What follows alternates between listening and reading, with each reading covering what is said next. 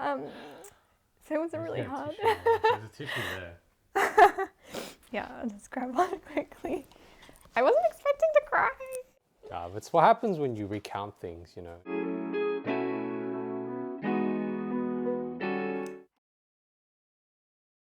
So what were you like in high school? You know something I always wonder, Yeah. if we were in the same high school, like, would we have been friends? But our age difference makes it weird. Yeah. So we're not the same age. It's about 4.5 years, which it doesn't seem that much now, but obviously the younger you go, the weirder it is. So I don't think that's helping, but basically, it's like, okay, If you're an 80-year-old dating a 76-year-old, no one cares, right? But obviously, if you are a 15-year-old dating, what would it be? basically to put it into perspective, when you were in grade 12, I was in grade 9. Yeah, but we didn't meet No. in high school. That would be weird. it would be Because I remember would be being in weird. high school in grade 8 and everyone's so small and all the grade 12s look so massive. But thankfully we didn't meet in high school. No, we met much later on, so it's not that weird. But I don't know if we would have been friends in high school because, I mean, we were both very different people than we are now, so who knows? Well, for me, I was very shy. Mm. That in grade 8, I couldn't even because everyone from my primary school went somewhere else. It was only me and one other guy from my primary school who went to the same high school. But then did you guys become best buddies then? That's a story for another time. But the other bad thing about it was I started in grade 8, but my high school had started grade 7. So half of my year already knew each other. So I was even more like, everyone's found their groups, like, what do I do? And then I was really shy also because I had alopecia and my hair had just started growing back. So it was my first time going to school with I just had one headband that covered the remaining patches. And people were probably wondering. And I had this hideous hairstyle, but I wanted to go to high school without having to wear a full bandana. Did people just think it was a fashion statement? Yeah, they thought I just had I'll link a picture, but they thought I voluntarily had my hair like this. And a headband as well. So I was really shy and I didn't really talk in grade 8. Well, that would make you really shy, you know, because you kind of I feel like in high school you want to fit in, and what you were like with that, it's like you stood out. Yeah, it was pretty bad. But it's all right now though.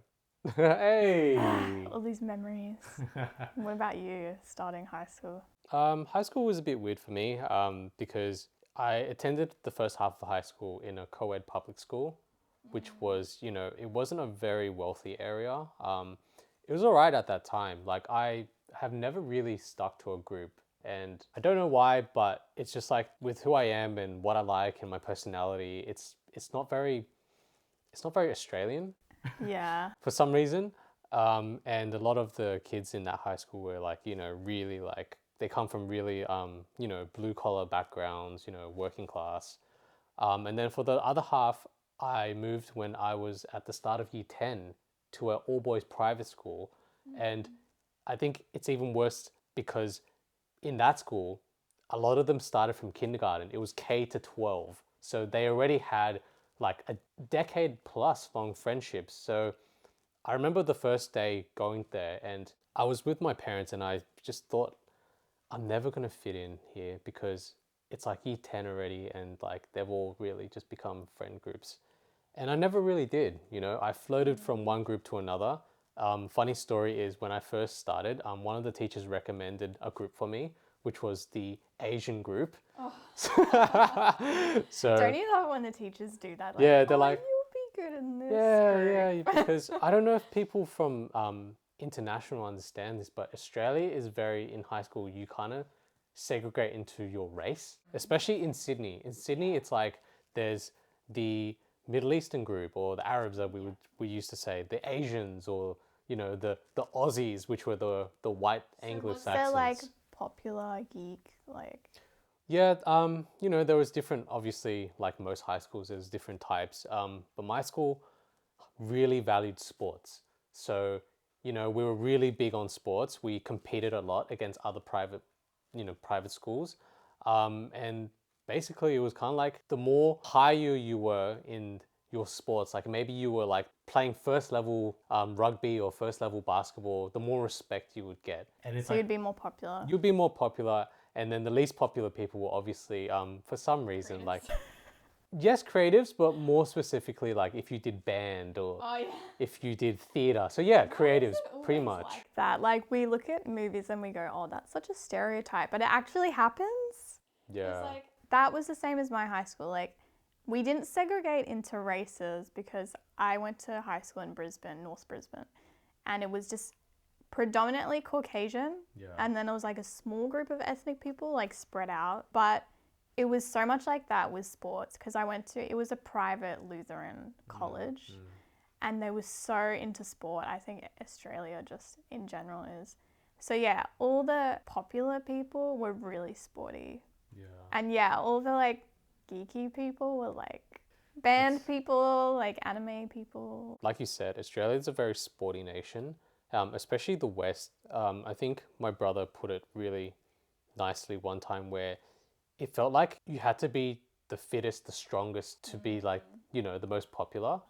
Whereas I know for other countries, like for example, China, which is my heritage, like it's not the case like that. It's like, I think, or maybe even East Asian countries, they really value looks. So if you're very handsome or if you're very pretty, then you'll be the popular person, as opposed to if you're the sporty person, maybe you're like the thug and no one wants to speak to you and stuff. So it is a matter of being where you are, and the West, you know, where we grew up, just so happened to be, you know, if you do sports, then So you weren't in a specific, what group would you say you were in? no specific group. I was just a drifter, but the main group that when I did eventually find a group from year 10 to year 12, I don't know, we had a name, this the cafe group, because we always hung out in the cafeteria. Wait, is that what you called yourself or what other people called you? I don't think we called ourselves that, but I think I heard it one time that someone said the cafe group, and then I was like, okay. But in saying that, my group was very, it was multicultural. Like we had a Greek Australian, we had I think he was Russian or something, Australian, then we had the Anglo, and then we had a Pakistani, and I was the Chinese Australian. So we were pretty mixed, but there wasn't one thing that we really liked, unlike other groups. Yeah. Well, see, like you, I didn't know what people called my group until I overheard it one time. What was your group then? I thought my group was like, it was like just a girls group. I was the only ethnic person, but it was a very like reserved kind of like, it's a bit smart, but we weren't like, I wouldn't say we were the nerds, but we weren't the populars. I thought we were just an in-between kind of group. Or conservative? Kind of innocent-minded. And then one time I heard somebody called us the Christian group. And I was like, but it was like meant as like not a good thing, like kind of like nerdy. I think people in general like to label things. Yeah. And it's like, it's such a not great thing, I think, because we're all humans at the end of the day. And I remember one time there was a kid who was 2 years below me, and he was part of like the nerdy group. And this was because I kept in contact with him after high school. So I was in uni and he was still in high school, and I could tell he was having a really bad time. So the advice I gave to him was like, look, this is high school. Once you graduate, it's a whole new world out there. Like all of this right now that you're feeling and you think this is what life is, it doesn't matter. And I could tell him that because I left high school and uni was like, it was like a brand new start for me. I don't know, like for you. What I hate is that notion that when you're in high school, or there's this idea that these are the best years of your life. And I don't know where that comes from, because what the hell? Like, as if they're the best years of your life. It's the best years of your life, then it's a pretty shit life. Like, I'm not gonna lie. They feed that to kids, and then the kids believe that that's true. Of course they're going to get even more depressed and even suicidal, because they think, oh, there's nothing else to this, when there is. Like, thankfully, like, I had older siblings who went to like college and stuff, and I could see them go. And my parents always raised me quite open-mindedly. So for me, that's also why I actually didn't date anyone in high school, because in my mind I was like, there's nobody I like here. This is a massive world. Why do I have to choose between these people? And, you know, like, I think people who do date in high school, it's like hardly ever that's the person you're going to be with, like your soulmate. Because I think kids in high school have so much growing left to do, especially even up until your early 20s and maybe mid 20s, you're still growing as an adult.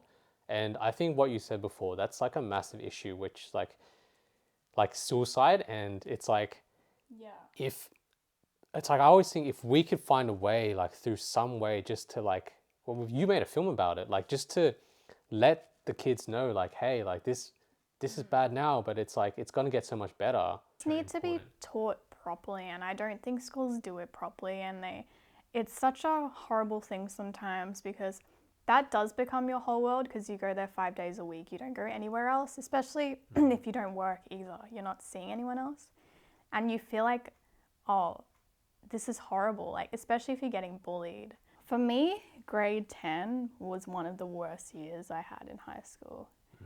Basically, in grade 10, my school used to do this camp thing where the whole of one sports house would go on a camp for 1 month. All my friends weren't in my house. So the first, this was a horrible year. Every time they went away for a month, I was alone, and my best friend was in a different house to me, and she left, and I had nobody. But also, for some reason, they'd changed our classes that year, and so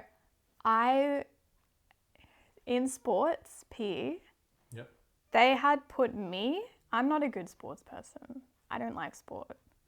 They put me and my best friend in a group with the best sports people in my grade. The best. So every time they had to like pick teams, would be the last.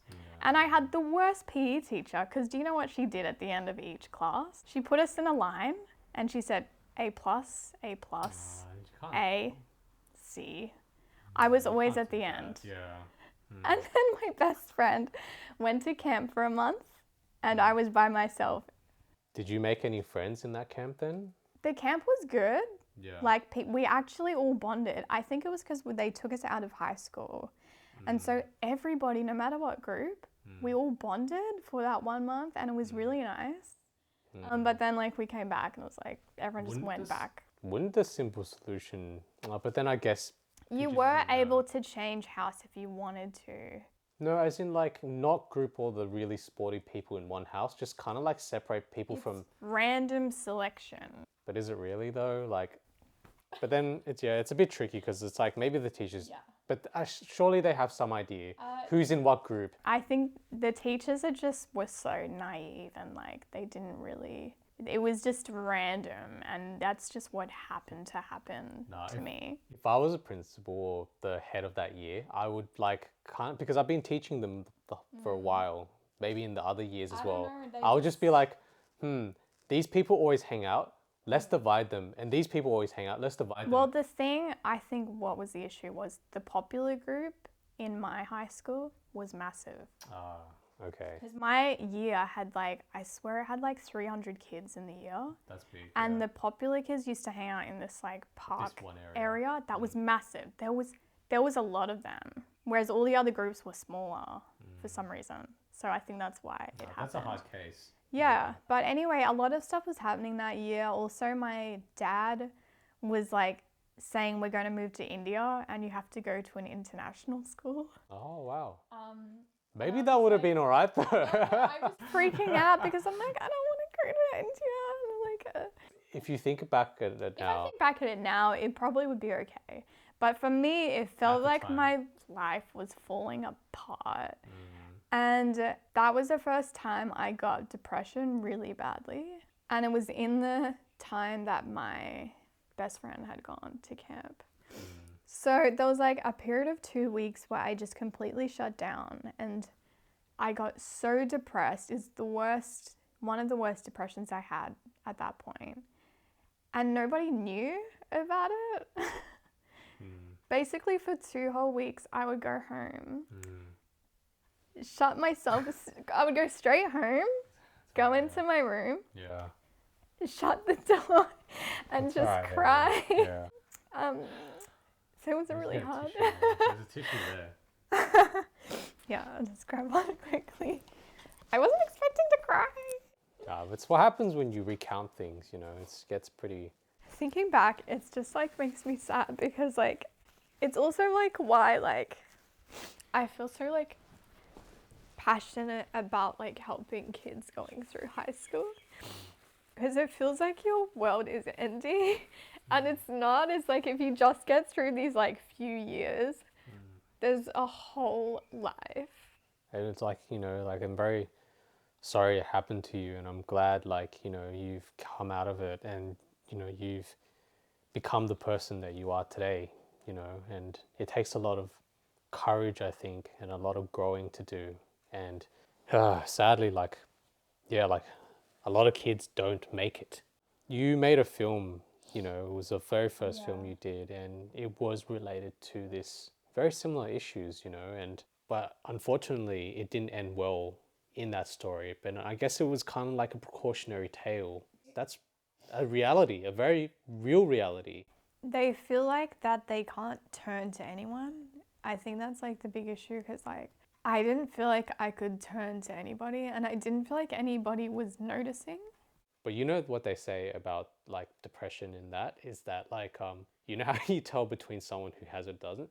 Because the people who don't have it, they'll tell everyone they have it. Yeah. And then the people who actually have it, they feel very embarrassed or they don't want people to be worried, you know? So it makes it much worse because you feel like, oh, like I have an issue and I don't want people to know I have an issue. Yeah. Especially your friends, you know, and the school itself. Like imagine everyone knew that you had it, you know, so you do tend to try to hide it. And I think that's very... And I feel like as well, like I just like more people need, especially family members, friends, whatever, just need to be more aware of it. To like, if somebody's withdrawing, you know, if somebody doesn't seem themselves, to kind of be like, to reach out to them. Because they often can't reach out themselves.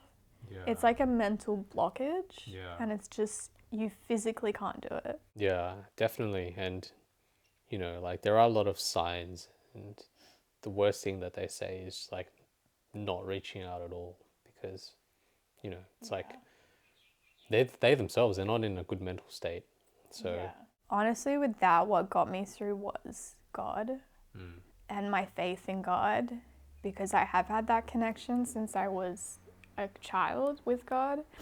And so I was like so bad, but like I feel like he just spoke to me and he got me out of that. And I managed to get out of it. Yeah, I think definitely faith is, it's one of those things that it's not, you know, as cliche as they say, it does move mountains. When you have nothing, I feel like faith is always there.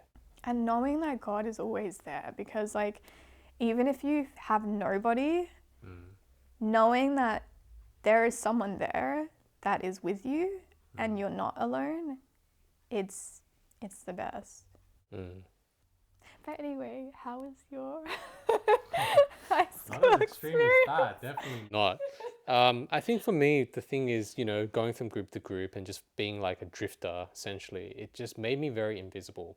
Like, I never really experienced harsh bullying because no one ever thought about me enough.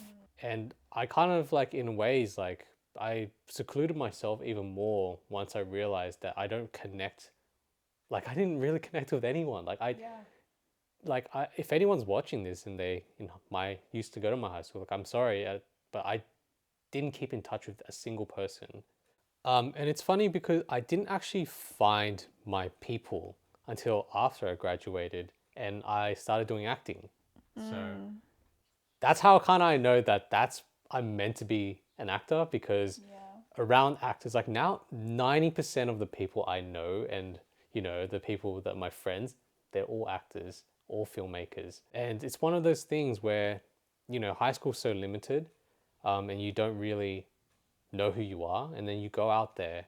And I remember when I graduated and I went to uni, I finally felt so free. And it's like when you go to uni, it's such a big place and there's so many different types of people, and you can choose who you connect with. It's not like you're trapped, right? In high school, like we used to joke, like it's like jail. It's like jail. It's We actually used to joke in my primary school. We used to call it the jail because they even built this massive fence. Yeah, they got the Bars and everything.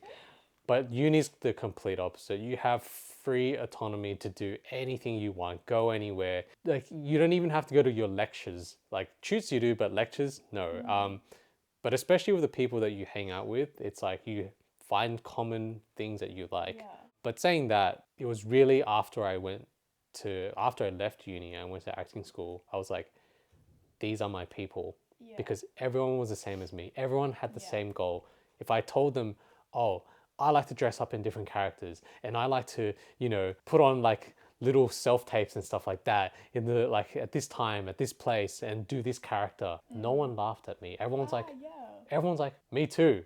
Or they're like, I've done it even more than you. And I'm like, great, like now I can finally connect with people. And I just love that all the cliques disappear, all the bullshit, like how people in like high schools think, oh, that person's weird. But you go to uni, no one cares. You like something, okay, cool. That's awesome. Or like in high school, I think one thing for me was like, because I wasn't in the popular group, I wasn't seen as like pretty. But then I went to uni and it's like everybody likes everybody. Like they don't care what it is, you connect.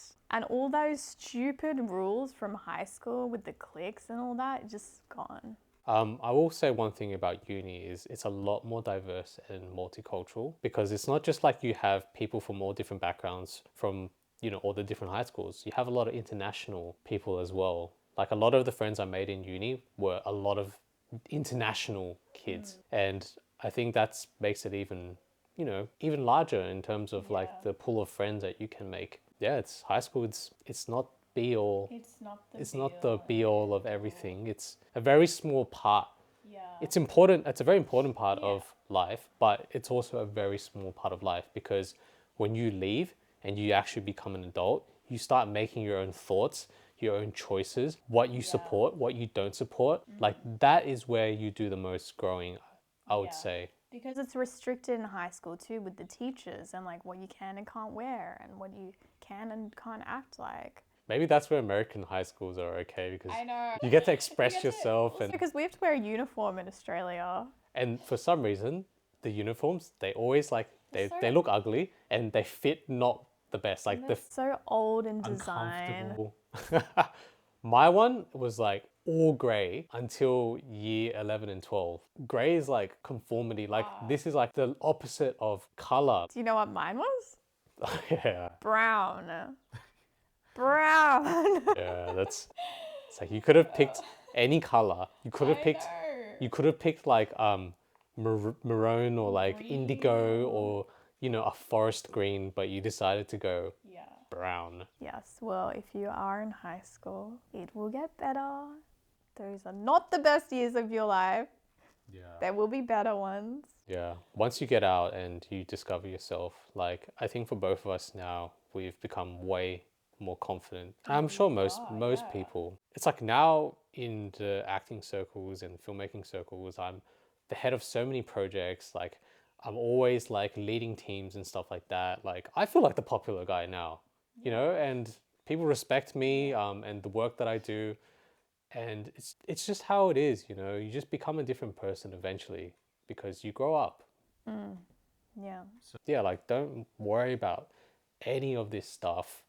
And if you do feel like, it is kind of like, oh, it's the end, or you feel similar, then reach out to someone or reach out to us. Like, anyone who wants to message us, it doesn't matter how old you are. If you come to us, we'll genuinely, we'll talk back to you like a human. Yeah. We're busy with our work, but I make sure to look at whatever anyone's sending us. Yeah, it's very important for us that we give back because, being how we were as you've listened to our stories, like we really do want to help. So, what do you call it? Noah. We'll link our email. We'll do the email for now.